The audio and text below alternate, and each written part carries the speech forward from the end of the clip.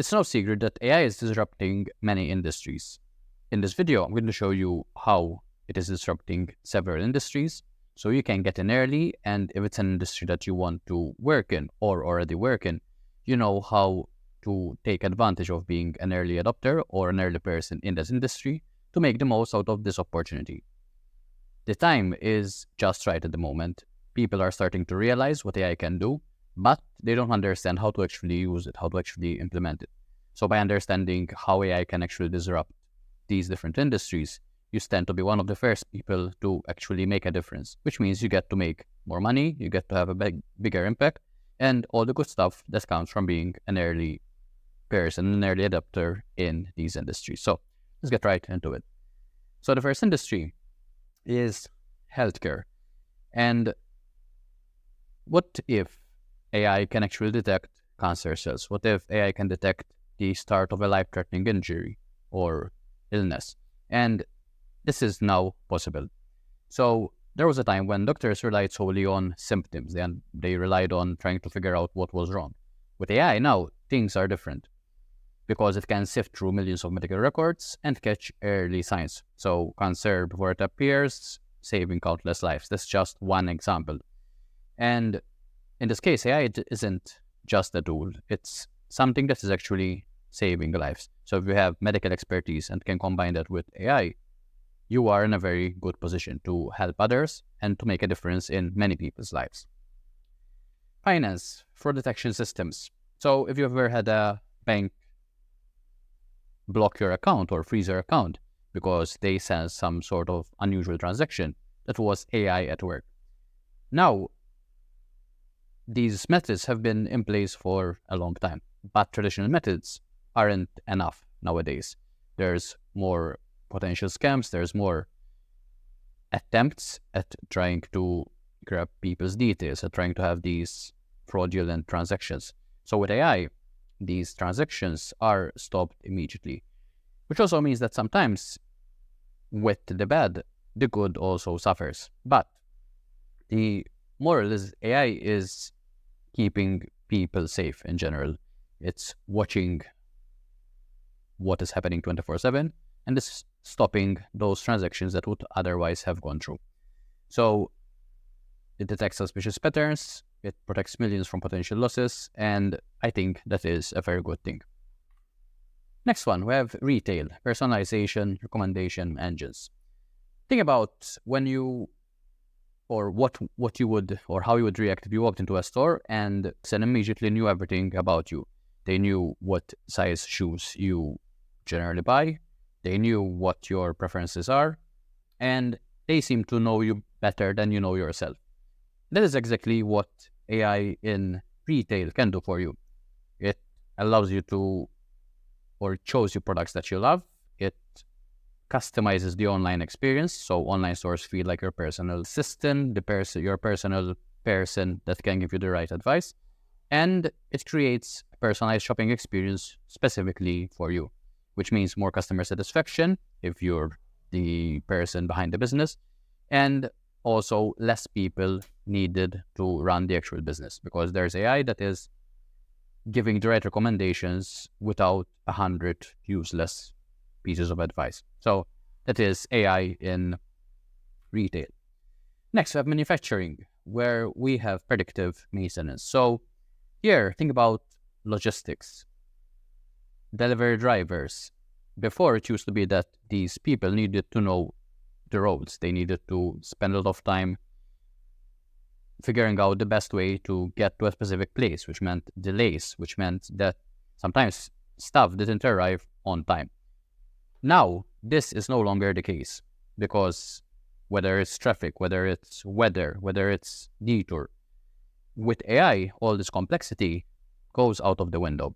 There's machines that can predict when, or the best routes, there's machines that can predict when when maintenance is needed.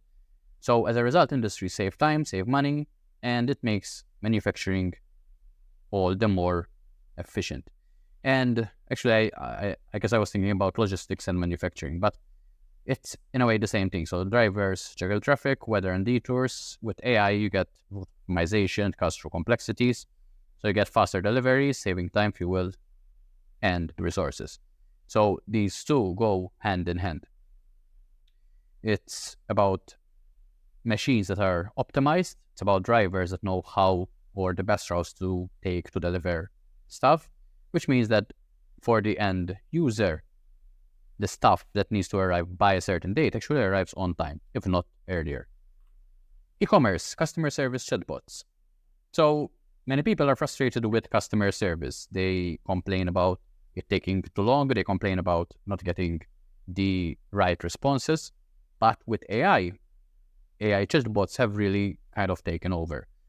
So traditional customer service, think about it. If you're in a different time zone, I buy something from the US, but I'm in Europe, then I need to wait for my evening for someone to be able to answer my query. It might not even arrive on the same day, that answer. So there's a lot that used to go into e-commerce, into customer service, and all that involved. But now, basically, you can get instant help available at any time. So no more waiting for human availability. There's AI-powered chatbots that provide support anytime and anywhere. And human interaction comes in when there is a real need for it. Most basic answers can be, or most basic questions can be answered very quickly without the need to actually speak to someone. If you need help with filling a form, you can get a chatbot that can actually help you because it's been trained on what is involved, and so on and so forth. Education. Imagine a classroom where lessons adjust to every student's pace. So whether you're a beginner, whether you're more advanced, whether you're a fast learner or a slow learner, the education that you get is specific to you. So in the past, we had the one-size-fits-all education model. Now, every lesson is based on the individual's personal strength, the individual's weaknesses, which means that more students, or as close to every student succeeding, is now possible. And with this new way of educating people, there's a bridge where people that don't know something and want to actually know it, they can go from the first to the last step in a way that is personalized to them. Agriculture, so crop monitoring systems. The question that many in this industry ask is, can AI help farmers to grow healthier crops? And the answer is yes. And there's no need for farmers to walk down their fields to check each and every plant's health. There's no need for them to spend hours doing that because AI can do that at scale. It can detect pests, it can detect diseases, which means that farmers are now empowered to maximize what they get from their crops. There's different ways to do it, through drones, through smart farming. So there's a lot that can go into this industry. And if you have, again, similar to what I said with medicine, with healthcare, if you understand what goes into raising the best crops and you understand AI, you can combine that and the answer and offer that solution, offer those answers to the right people, which means that they'll have a better business, which means that you'll also maximize how much you can earn from AI and your knowledge. Real estate, another big industry that is taking advantage of AI. Because if I had to ask you, how accurate do you think that humans can actually value homes? Before, you used to rely on one person that would come to your home and make some type of calculation and give you an estimate. And historically, these real estate valuations were based on this manual subjective assessment. Today, with AI, you get objective assessment that is based on market trends and it actually delivers precise values. And maybe most importantly, it does it instantly. So you get accurate, you get transparent, you get numbers that actually help the buyers and the sellers. Whereas before, you would have to rely on one specific person to give you their subjective, to an extent, opinion about the value of a property. Next, telecommunications. Think about your mobile phone provider. In my case, the last time I had an interaction with one of them, they were trying to offer me something to get me to stay with their current system, with them specifically, because their competitors were offering something better. But now this can be, in a way, avoided for telecommunications company. And this was something that historically these types of companies have struggled with. Now they can use patterns, they can use some type of algorithm to figure out when people are more likely to drop off, which means that they get to retain customers for longer, which means that they increase the lifetime value of their customers.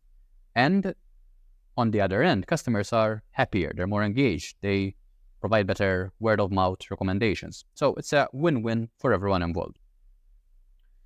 So the outcome is providers take action to retain customers and keep them happy. Again, if you have knowledge in this industry and can combine that with AI, you stand to win. Insurance claims. Imagine filing an insurance claim and getting approved instantly. I think that would be the dream outcome for many people, rather than having to fill hundreds or maybe tens of forms, waiting for an answer, which can take weeks or months, and then potentially getting that to go against you. With AI, insurance claims can go faster, they can make customers happier, and they can lower the costs involved.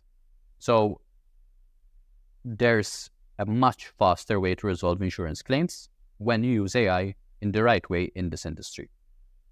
Energy. So the question is, how do we balance supply and demand more efficiently in the energy sector?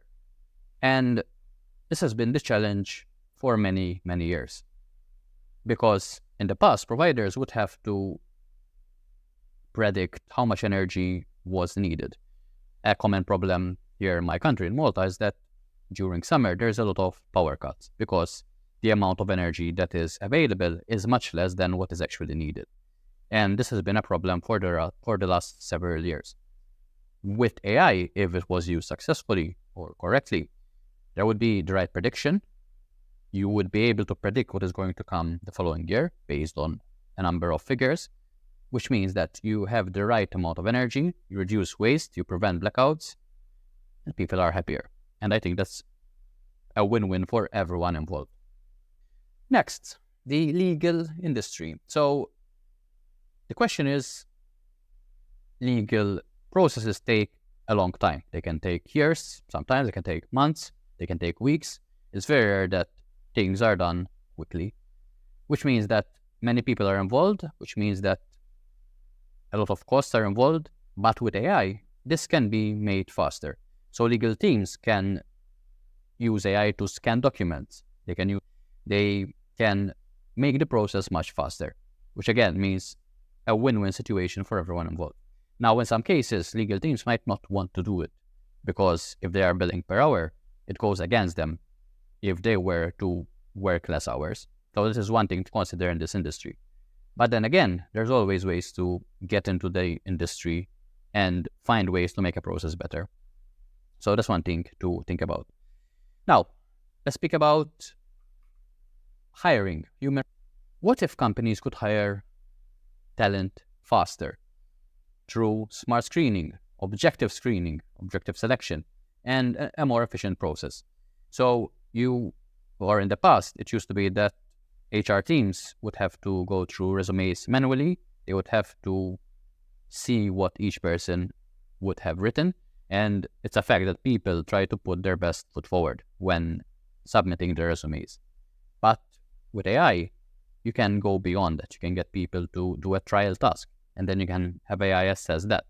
So at the end of the day, HR teams will only speak to those that have the right qualifications on paper, that have done a trial task successfully, and that will allow them to shortlist the number of people that they speak to, which means that the number of people that they actually get to speak to are higher in quality. And they only get to speak to these people once AI has done its thing and filtered out the ones that wouldn't have made it to that second, third, fourth stage, which means more objective selection. So fairer hiring practices by reducing bias. It's not if you love someone's or what someone said specifically in their resume. It's about who can actually deliver the best results in their job. Next one, pharmaceutical, drug discovery. Again, we kind of touched on this earlier, but what if AI could help discover life-saving drugs? What if these drugs can be developed without years of trial and error?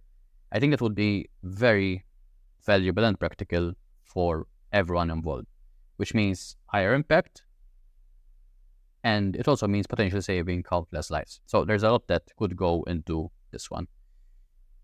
At the end of the day, with this, similar to human resources, you're trying to find the most potential drugs. You're trying to find those that can save a lot of lives. So the quicker you can get to a solution, the better the outcome will be. Okay, the next one is tourism and hospitality. You probably have noticed that hotel prices change based on demand, change based on the time of the year. And this has been something that hotels have been doing for a very long time. Similar to airlines, where there's supply, there's demand, and they used artificial intelligence or some type of algorithm to shift these based on their supply and demand. With AI now, there is no need for guessing.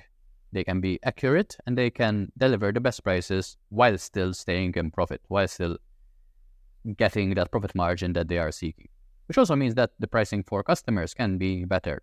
So again, it's a win-win for everyone involved. Construction. The problem in the past was that project delays were almost an expected part of construction, which means that when projects didn't stay on schedule, there were more expenses involved. Same thing with when projects didn't stay on budget. I have a friend who has been getting delayed when it comes to the time that he can enter into his home because of delays, because of budget increases. So something like this could help to really predict very accurately how much cost a project will end up costing and how long it would actually take, rather than a contractor, coming up with a number in his head and then not able to deliver on that number. So outcome would be keeps projects on track, bringing efficiency to a large-scale construction. So large scale, smaller scale, it can be anything in between. Next one, banking, credit scoring system. So traditionally, credit scores overlook critical factors. With AI, now there can be a broad range of factors that might have a higher priority in terms of how important they are for credit scoring. So AI is able to consider these wider range of data points, which means fairer assessment, and there would be better financial inclusivity. So again, win-win for banks, which can have less stuff, less expenses when it comes to coming up with these credit scoring systems, and better fairness for the people involved. So win-win, again, for everyone involved. Public sector, citizen service chatbots. Similar to customer service chatbots, but kind of. So here, the issue is how can the government provide better service, faster service to its citizens? And this can be done through public service chatbots. If a road is about to be closed, the bot can ensure that the right people get that information. Again, something that tends to happen here in Malta. The people doing the thing and the people that should know about the thing aren't on the same page. So with the right chatbots, the right message will get delivered to the right people. So the idea is to get information to the right people at the right time and offer some type of support. And the more instant this is, the better. And this means that the government is able to offer better service and citizens suffer less frustration as a result. So yeah, this is the end of this video. It's a different kind of video to the ones I generally do, but it's also an interesting concept to think about. How does AI affect the different industries now and in the short and long-term future? So definitely let me know your thoughts on these different industries in the comments below. And in the meantime, hit the like and subscribe button so you don't miss future videos. If you want to have a call with me so we can see how to use AI and automation to move your business forward, whether it's to grow or to scale it, check out the link in the description. And there's also a link to a newsletter that allows you to learn how to start building the right automations using tools that require no code, so you can make better business decisions and also offer these systems to other businesses that have a real need for these systems. So check out the link in the description down below. I'll speak to you soon.